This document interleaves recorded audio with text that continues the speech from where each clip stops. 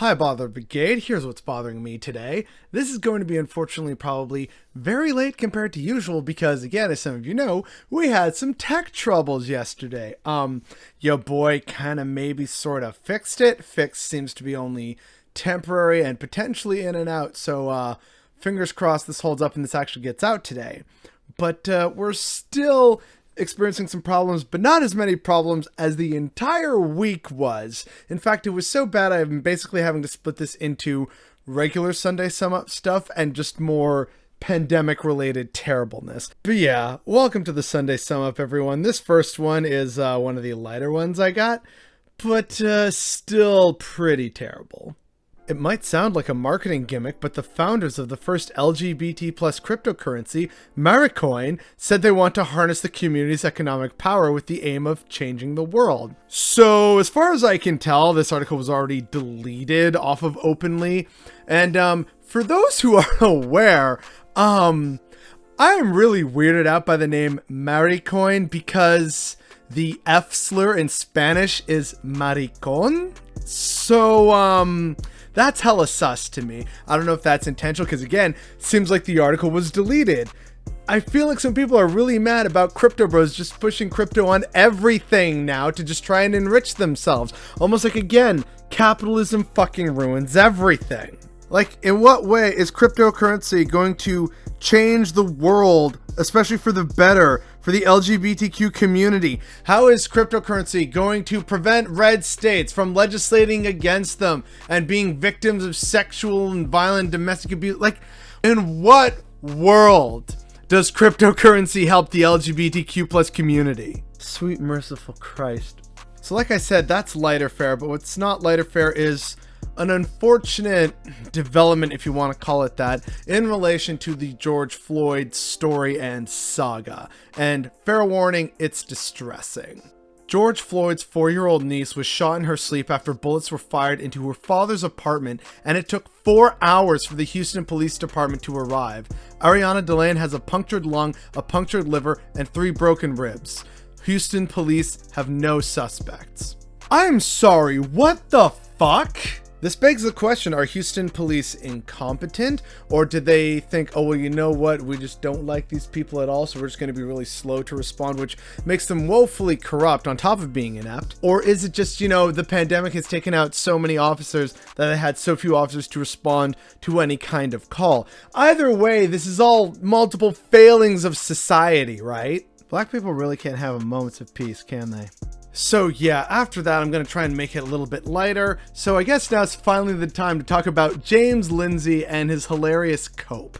Now, James Lindsay, if people are wondering, hey, why does that name sound familiar? That's because this is the same shitheel who was picking fights with the Auschwitz Memorial Museum on Twitter, rather wrongly. But that just tells you all you need to know about this guy. But recently he was making the news on Twitter because of his appearance on Dr. Phil. If I could wave a magic wand, critical race theory should be rendered a historical artifact. Please welcome co-author of book Cynical Theories, James Lindsay. James, thank you so much for being here. Thanks, Dr. Phil. You say this should be an artifact. We should just put this behind us. I do not believe the critical race theory tenet that says that racism is the ordinary state of affairs in our society, and if we don't dredge up a race consciousness, that we can't get over it. I think this is actually a lie. It's very annoying to me to listen to the back and forth here. In fact, I'm glad to be here to bring some knowledge. I take a lot of umbrage with the idea that we're going to talk about should we have critical race theory, this or that, because it's talking about racism or history, when the fact of the matter is it's not are we, it's how are we. And I am shocked and appalled to hear the defensive side for critical race theory misrepresented this way, but they don't explain, for example, why the first paper called Toward a Critical Race Theory of Education by Gloria Ladson-Billings was published in 1995. They don't explain why Richard Delgado's 2001 book explains on page 5, for example, that it rapidly spread from law to other disciplines, especially education. They don't explain also, in the exact same situation, that Gloria Ladson-Billings is one of the chief authors of a ed equity in Virginia that's bringing critical race theory into all of the state schools of Virginia right now. You must breathe through your ears because you I have read the vast majority of the major works in critical race theory that have been published since 1970 to the most recent things, including, for example, in 2017, we have Alison Bailey writing a paper for Hypatia, an education paper, and she says that there's the critical thinking tradition, but what we're doing in critical pedagogy, which critical race theory is an integrated part of, is from a different set of tradition called critical theory, which is neo-Marxism, which is interested in studying the relationships of power rather than epistemic adequacy. You can look the paper up. It's called Tracking Privilege Preserving Epistemic Pushback in Critical Race in Feminist Philosophy Classrooms. That's not being taught in K-12 schools. Sorry. It's not. I mean, congratulations. Like, I wish I could get my students to read as much as you do. Now, in the immediate aftermath of that, there were already some right-wing grifters saying things like, James Lindsay totally destroys people. Look at how stunned in silence they are. Yeah, they're stunned in silence because they can't believe this man is a real human being and not like a tub of lard. They can't believe that someone could actually believe this stuff. Notice the faces in the background are people just looking like, wow, the audacity of the caucasity well and truly knows no bounds, because it is fully encapsulated in its grotesque form by James fucking Lindsay, who, again, decided to have a hilarious amount of cope. After watching that video, right, you see him and just how he conducts himself and how he's clearly very nervous and sweaty because, you know, and like not going to fault people for being nervous before going on a show or anything like that. But then he just tries to rattle off a bunch of gobbledygook that doesn't make any goddamn sense. And yet he's parading around Twitter like he destroyed everyone. Given the state of my DMs this morning, my appearance on Dr. Phil was apparently highly successful. He tried to make an edit saying that he actually rocked out with his cock out. How the fuck is this dude real? And like this weird, terrible champion edit. Dr. Phil couldn't control me. This one's a beaut, like absolutely. Very dumb for a PhD in philosophy. Couldn't even keep up, though it was obviously badly edited. Your poor alma mater would be embarrassed if it had any shame left. I'm getting the sense that this guy's just kind of a petulant asshole. Like, honestly, like, as you can see here, it's just cope after cope after cope after cope. As Chrissy Kringle puts it, conceptual cope, now curated for maximum cringe. Like, all of those are supremely cringeworthy, and yet, like, people on the right are high-fiving each other like, yeah, James Lindsay totally did such great work. I'm like, he basically just vomited on stage and then said, that's another person on the left destroyed. Like, what? The delusion of the right is incredibly concerning. And speaking of delusions, let's talk a little bit more about Elon Musk. Remember how the whole Hyperloop thing, then like it's just a car tunnel and it's going to, you know, revolutionize transit because look, you know, it's all separated, so no gridlock, no congestion. Guess what's fucking happened? Is it boring driving down here with all of this? Oh my, there's a traffic jam. Oh, you know what? When it's busy with new people constantly, it's not too bad. But when it's slow and you're by yourself, it kind of gets a little boring sometimes. Just circling around constantly. So is there often a lot of traffic here? No, I think what's happening is the South Hall, the building doors are closed. Oh, they are? So no one's going to that. So I think what's going on is it's just these two, and that's why it's just constantly, Why are they closed? I don't know. Well, like the building itself isn't closed, it's the entrance doors are locked. I don't know why. Huh. So we've been dropping people off to Central if they want to go to South Hall. I don't know why. Well, I'm parked by the South Hall, so I mean, I can still. you can drop me off. Yeah, people can still drop you off at the South Hall, but And you're still picking people up over there. I need a call about that because I just got a phone call saying I don't know. I need to clarify on that. I'm not sure. You're coming here, yeah, Central? It turns out the congestion busting future of transport is already experiencing congestion. Huh, it's almost like experts in public transportation have already known about this for decades at this point, saying things like mass public transportation is actually the key. And we have several studies and of cities implementing practices showing this to be unequivocally the case. Instead, we have to sit here once again and just be shown how much of a non-intellectual and non-genius Elon Musk truly is. He's great at branding. That's about it. Like, the absurdity is just, you know, I'd say it's unreal, but unfortunately this is very real. This exists. Speaking of things that unfortunately exist, we have to talk a little bit more about cryptocurrency because there were a few stories that came from it. And this means we have to briefly mention Kazakhstan, but I want to do a proper video on Kazakhstan and how it like got to this point, as well as tying in the crypto stuff in that aspect. But the core thing is that right now there was this recent Reuters article that pointed out that Bitcoin network power slumps as Kazakhstan crackdown hits crypto miners, which Lily Simpson sums up. So cryptocurrency mining literally consumed enough of Kazakhstan's power that it increased the price, leading to multiple deaths from freezing and an uprising against the government. How is this shit not evil? It absolutely is evil. It's just that unfortunately a lot of people recognize that it can make them a lot of profit, and in a capitalist system that trumps anything, including, you know, not being evil. But yeah, maybe, you know, this system ain't so great if its use of trying to provide more cryptocurrency ends up resulting in uprisings, understandable uprisings in other countries, literally on the other side of the goddamn planet, and then that sends the price of Bitcoin tanking. Maybe, you know, this isn't a good and tenable and stable system. Which, unfortunately, grimly brings us to the next story. Images from the Atacama Desert, which has become a dumpster for the global fast fashion industry. Over 100,000 tons of clothing, many of them new items with price tags that weren't sold or used, have been dumped in the Atacama Desert in Chile. Now, this is a, of course, extreme example, but there are numerous basic dumping sites of sorts all around the world. They are in Latin America, they are in the, you know, various corners of Africa, they are in Asia. We drive and push for all this consumption because, oh, look at the demand to inflate our numbers and make it look good, that we are overproducing. And then when we can't sell it at a profit, people just throw it away and hope that it's just out of sight, out of mind. And that's totally not going to come back and bite us in the ass one day in the future. But the true scary revelation beyond just the overproduction is the fact that this has all been completely decoupled from demand. It's true that there's no ethical consumption under capitalism, but another thing nobody really talks about is that it doesn't matter if you buy it or not. Production is just totally uncoupled from demand now. And that's extremely troubling in that we are still producing this stuff, even though clearly, as you can tell by one of the many dumping sites on this planet, that we are producing too much. It's not an issue of demand anymore.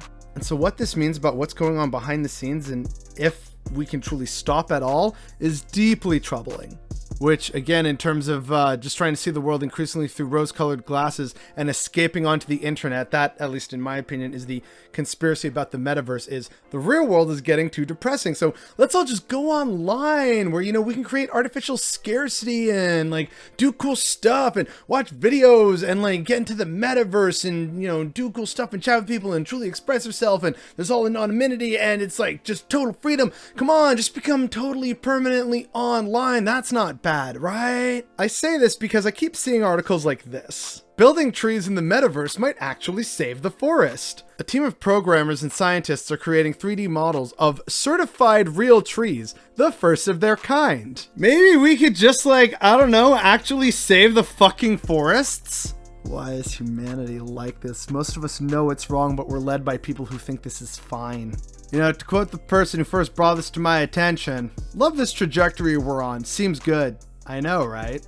Speaking of this trajectory just towards some weird hellish dimension of pain and suffering, a new tech startup wants to gamify the US court system by allowing everyday Americans to bet on lawsuits using tradable crypto tokens. It calls the process an initial litigation offering. So, gambling. Crypto bros are just trying to reinvent gambling. And to spare you reading the Vice article, that's basically what it's about. It's, oh yeah, you know, you get to, you know, bet basically and do an offering on X amount of this new crypto coin that you would invest in based on what you think or hope that the result of the trial or lawsuit would be. And based on different rulings, that then makes the value of the amount of crypto you based bigger or smaller, and you know, people can then trade at the end after verdict or before that, etc., etc. So again, it's like they've just decided to digify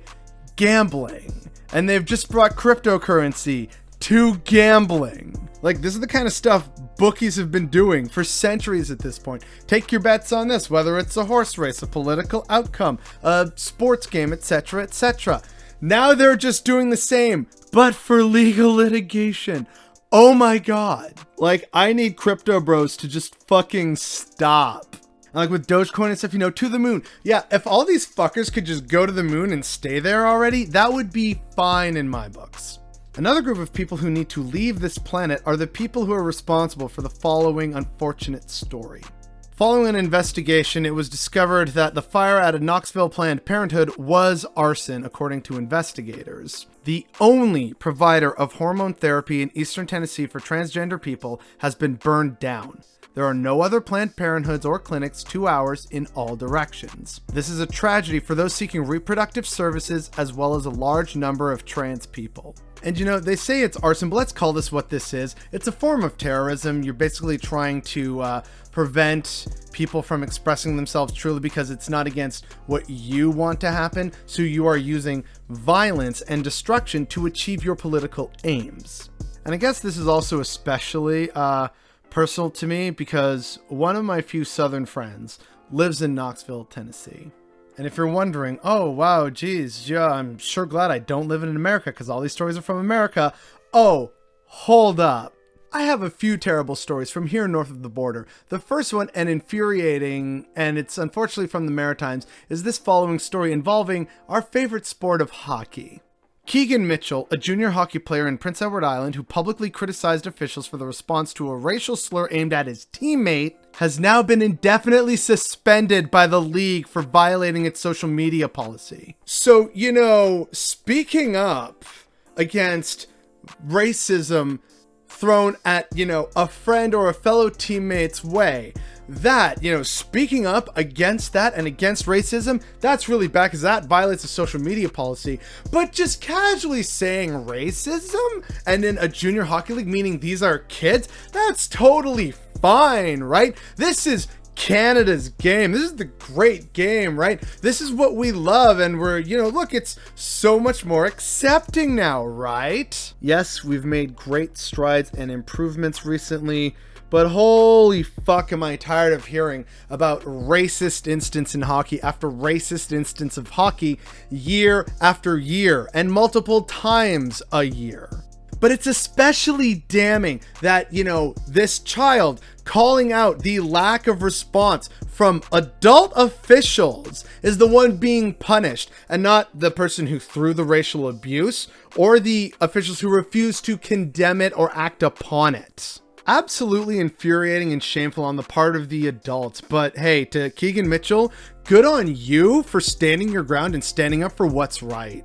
But unfortunately, speaking of people not doing the right thing, of course, gotta bring it here to Ontario. Hey, this is Jennifer. This is my friend who was kicked out of the bond without access to his medication.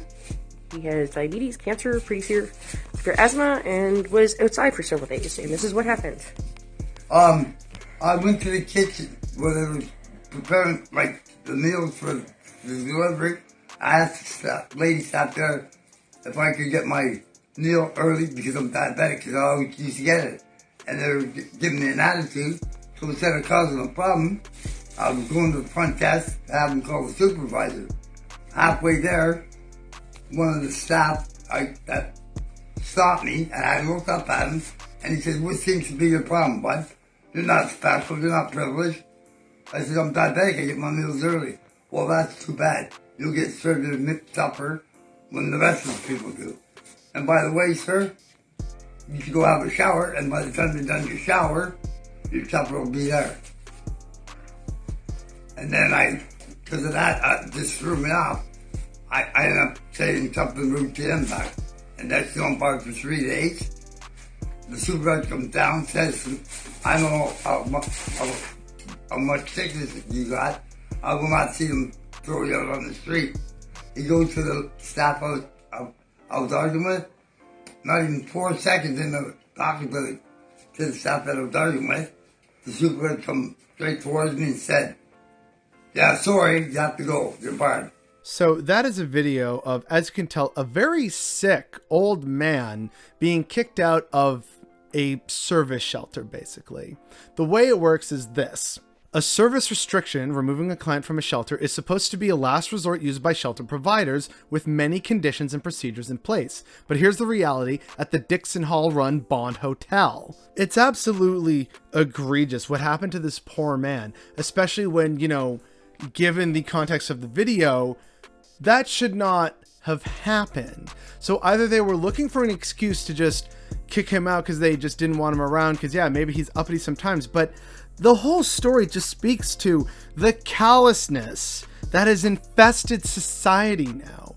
This is a man who, as you can tell, needs help in terms of mobility, his health. These are things which, you know, in a fair, just, and equitable society, his needs would be as equally met as ours, whether those needs are big or small. But unfortunately, him just trying to, you know, work within his few little comforts that he has and trying to, again, be as healthy as he can given his situation, right? Of, look, I'm diabetic. Normally I get meals before other people, but oh no, he suffered some attitude and then, okay, well, this is kind of unusual. I'm going to go talk to the supervisor, not trying to cause a fuss, right? But then someone stops him and gives him more attitude. And so that sets him off, right? And he admits he says something rude. And apparently that was enough for the supervisor who, according to this man, said, oh yeah, we're not going to have him kick you out. Goes, talks to this other offending staff member for a few seconds and says, yeah, nope, sorry, you actually got to be out. So there's probably something more going on to this story on both sides, but really it's still pretty egregious that during winter, they kicked out an elderly, sick man for the crime of asking for supper early. Like, what the actual fuck? So yeah, that gets me, but also just the sheer callousness and disdain and scorn shown by staff members. It's just really gross. Oh, which I guess in a weird way that brings us to the final story today. The following is the gross domestic product of Ontario in 2020 by industry. Well and far ahead of anything up there is real estate and rental and leasing, followed in second place by manufacturing. So hey, look, Ontario's still doing a fair bit of manufacturing, right? However, we gotta talk about the third one as well. Finance and insurance is just right behind in third place. And here's why that's a little sus to me, because normally there's an aspect in terms of how markets and industries are viewed and like collectively together. This is what's called the FIRE sector: finance, insurance, and real estate. So really what we should be doing is taking number 1 and 3 and combining them together, which should tell you or ring alarm bells in your head of, oh, maybe that's unfucking sustainable. A scarily large segment of Ontario's GDP is based on the unsustainable real estate industry. And unfortunately, it doesn't look to really be slowing down anytime soon, as numerous other people have pointed out and explained far better than I ever could over the course of this pandemic. To quote Jasmine, who brought this to my attention, very good society. And that's really the theme here this week, isn't it? Several of these instances and stories featured people who basically sarcastically and dryly quipped, oh yeah, good society, great times we're having, loving this trajectory, society doing good work, right? And it's so clear that we're not. Our society in Canada, America, Britain, Australia, etc., our societies are so grotesquely sick. We are lacking in compassion. We have a callous disregard for life. We see only profit. We see nothing other than numbers and dollar signs, and not the very real people impacted by the decisions of people in practically literal ivory towers, while we refuse to tax them and pretend to worship them as like geniuses and entrepreneurs, all while again solutions to problems are not implemented and crypto bros try and reinvent the fucking wheel time after time again. we're just chugging along on this horrible trajectory, and it's entirely avertible. But unfortunately, we are just passengers on this train, too afraid to break past the guards up into the actual, first class cabin, and not only kick those people off the train, but also take control of the train for the safety of all people on the train involved. We are careening off a cliff and off of a shattered railway bridge. And unfortunately, we're not realizing this, and we're not taking the steps necessary to avert this upcoming unfucking mitigated disaster. And if you can't tell, that's what's bothering me today.